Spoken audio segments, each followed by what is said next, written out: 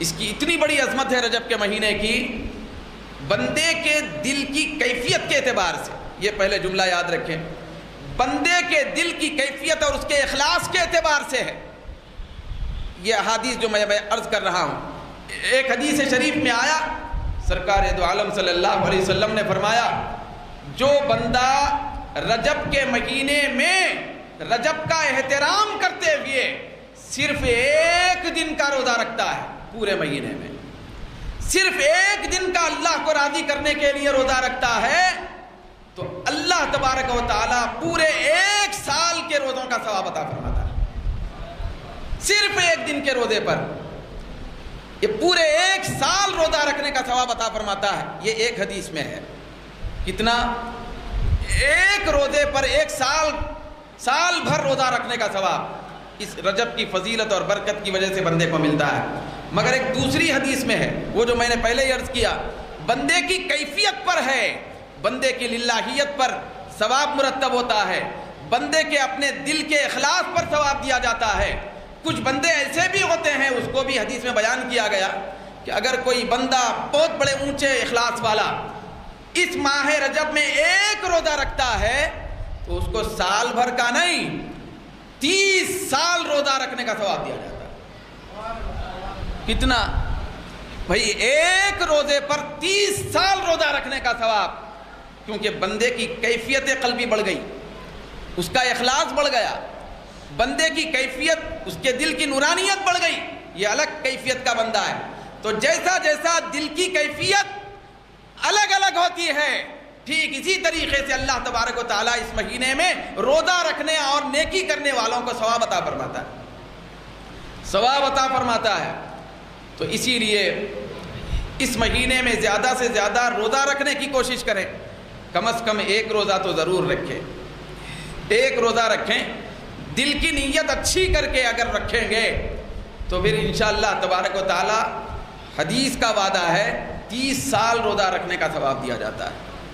پھر ایک حدیث شریف میں چھوٹی سی چیز خیرات کرنے کے بارے میں بھی بیان کیا گیا اس مہینے میں، معمولی صدقہ، کچھ بھی اپنی حیثیت سے چھوٹا سا صدقہ، چھوٹی سی خیرات، چھوٹی سی چیز اللہ کے راستے میں قربان کرنا، دینا، اس کا اتنا بڑا ثواب ہے۔ سرکار دو عالم صلی اللہ علیہ وسلم فرماتے ہیں، جو آدمی اس ماہ رجب میں مختصر سا صدقہ اللہ کے راستے میں دیتا ہے کسی کو،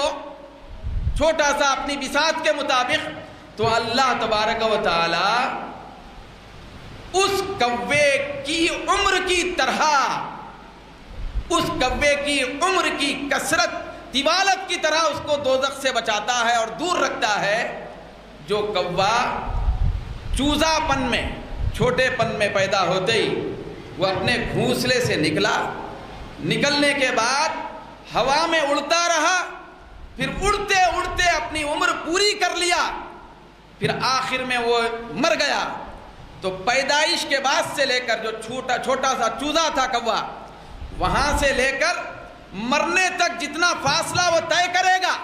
اڑتے اڑتے ہوا میں، تو اتنے فاصلے کی مقدار میں اللہ تعالیٰ مختصر سی خیرات، مختصر سا صدقہ، مختصر سی کوئی بخشش، کوئی چیز اللہ کے راستے میں دینے پر اتنی لمبی مسافت کی دوری کے مطابق اللہ تعالیٰ اس بندے کو دوزخ سے دور رکھتا ہے۔ پھر آپ کو تعجب ہوگا، آپ جانتے ہوں گے کوے کی عمر جو اوسطاً ہوتی ہے وہ 500 سال کی ہوتی ہے۔ 500 سال کی عمر کے کوے ہوتے ہیں۔ تو آقا دو جہاں فرماتے ہیں،